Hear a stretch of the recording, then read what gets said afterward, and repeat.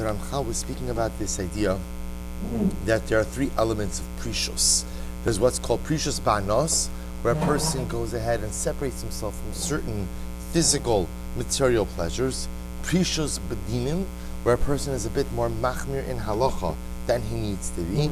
And Prishus B'minhagim.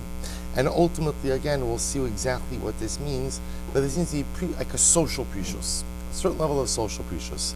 So we began by speaking about, yesterday we focused on the category of Prishus in halacha, Prishus B'dinim.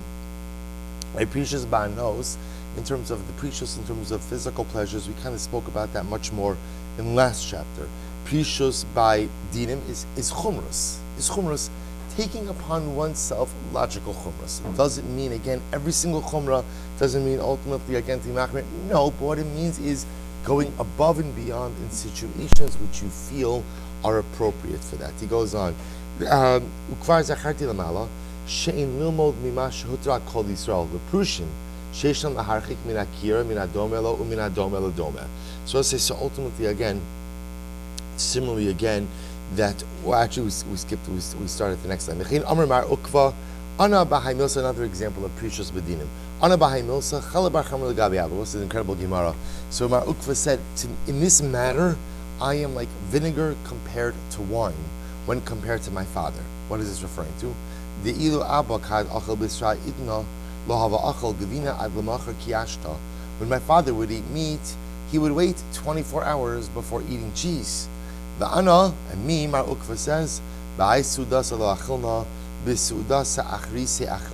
me, I only wait till the next meal. I won't eat meat and milk in the same meal, but I'll eat milk and meat in consecutive meals. Actually, this is a whole machlokes here. It actually tells us, we shouldn't get into this about what exactly that means. That Mar Ukva would only wait until the next Suda. So you literally have a sheet of, we learned this back in Chulin, but you have a sheet of Tosas who holds that really all you need to do is wait till the next meal in order to go ahead and eat milk after eating meat. It's not necessarily a discussion of a defined amount of time. You just can't have basar and chalav in the same Suda. But as long as you finish your basar Suda, bench, clear the table, then you'll be able to eat milk. So in any event, Mar Ukva is saying, my father used to wait 24 hours. Me, I just wait till the next meal. And Mar Ukva is saying, in this matter, I am like vinegar compared to the wine of my father. Now obviously, everyone knows that the halacha does not follow Mar Ukva's father.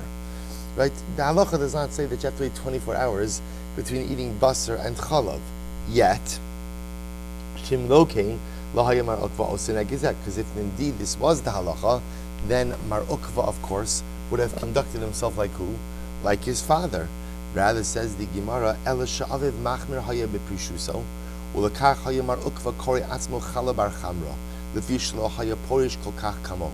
So what's happening over here? Mar Ukva's father was machmir, and Mar Ukva was lamenting the fact that he was not as machmir as his father. That's what he's lamenting.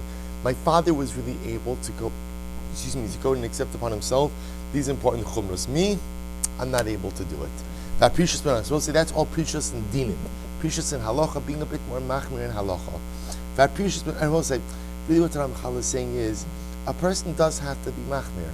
Lav dafka machmir in everything, but to exercise Prishus in some area of life is a healthy exercise.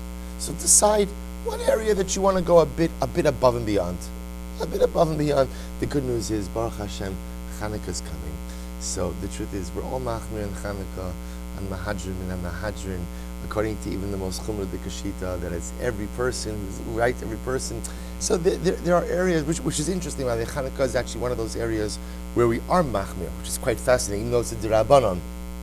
In any event, the point is to find one area of your life where ultimately you push yourself to be a bit more machmir, not because you have to, but because it's a good way to cultivate the midah of Prishus. HaPrishus b'minhagim, who is bodedus v'ibadol min ha'chevra ha'medinis, the final sliba ala avodah is bonus b'akarai. This is incredible. What's Prishus b'minhagim? A little bit of social Prishus. So we'll say, being social is good, but sometimes ultimately, again, it's good to have a little bit of a distance from socializing. Because if a person is always socializing, then what? Then ultimately, again, they have no time to contemplate or to think or to focus. And I was saying, we know this. This is acutely our challenge today. Because I was saying, that's all. Because, right, we have social media. Right? And social media allows you to always be socially connected. On one hand, there are many beautiful and positive uses of it. On the flip side, we all know you can spend all of your time on it. And what happens if you spend all of your time on it? It's not that I'm doing anything bad, chas v'shalom, but it's that I have no time to think, to focus, hisbodedus. So there has to be a little bit of an element of social precious as well. You can't always be on, you can't always be connected. You shouldn't always be socializing. There should always be a little bit of time where I'm by myself as well. Kufnun gimel. Ubitnai. Shim lo yite gam bazeh ala katza acher. I will say, now remember again, on the flip side, you have to be careful because the extreme of social withdrawal is also very bad. Shekvar amru zichron livracha li'olam teidaito sha'adam me'ureves ma'brios. Right? Chazal said a person has to know how to get along with people. Supposed to say, right?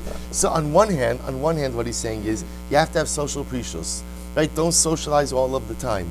Make sure to carve out some time where you're without people and just by yourself. On the flip side, don't be a social hermit. Right? Don't withdraw from people. You have to know how to get along. Part of successful living is knowing how to cultivate good and healthy and meaningful social relationships. Amru, cherev el abad v'no'alu, cherev al suneim shal tamidi chachamim, sheyoshim bad bebad va'oskim b'torah. Ella, yischaber ha'adam im tov, so we'll say similarly again, Chazal rail against tamidi chachamim, who learn by themselves. In other words, they don't have a chabrusa. I will say now, obviously, it's good to have a chabrusa for a variety of reasons. Number one, if you make a mistake, there's someone else to catch you. But there's a social element that's there, right? It's about cultivating friendships, cultivating human relationships. These are important details. So therefore, it says the mechaber. So on one hand, there's social precious, a certain element of social precious is healthy.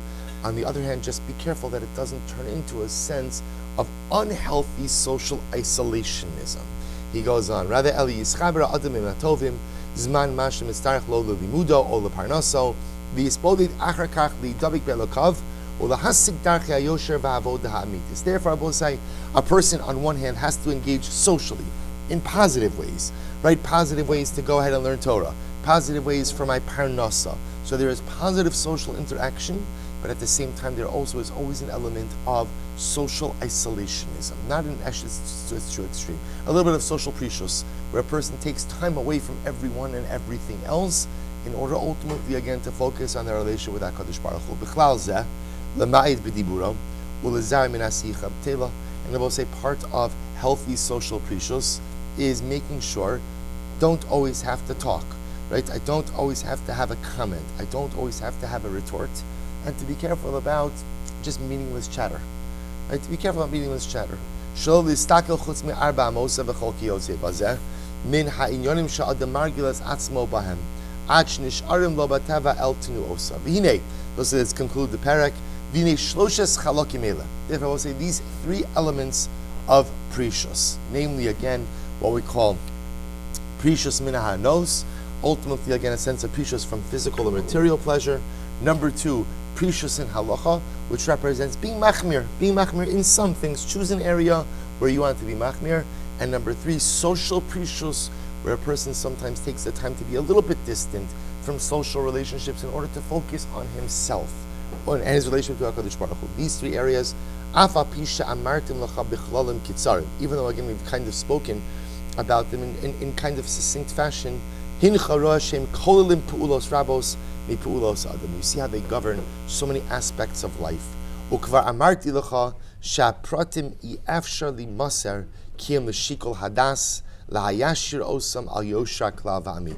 I will say furthermore again, the only way to truly go ahead and implement the concepts of precious, ultimately again, is if a person has shikol hadas, a person has a proper level of understanding, right? A person has a certain internal equilibrium. Look at the footnote 35, and with this we'll conclude. Rashi says, the footnote says, Liyashir osam al yoshra klal v'amito, lahatim kol prat mechaya adam apia klal hayashar v'anachon shal HaPrishus. And I will say, remember again, what Ramchal is ending off with over here is Prishus requires an incredible amount of thought, because obviously Prishus, if taken too far, could lead to incredibly negative consequences. But if done with the right shikul hadas, if done with the right, internal equilibrium and understanding of what it is that I'm trying to accomplish, it leads to a balanced, healthy, productive, and meaningful life. Also, we'll stop over here. Meretz Hashem, there's not going to be shir next week because we start davening early at 6:30, so we'll be starting the daf at 5:45 in Meretz Hashem, but we'll continue with Parak Tesvav B'Shah Tova Mitzlachas after Chag.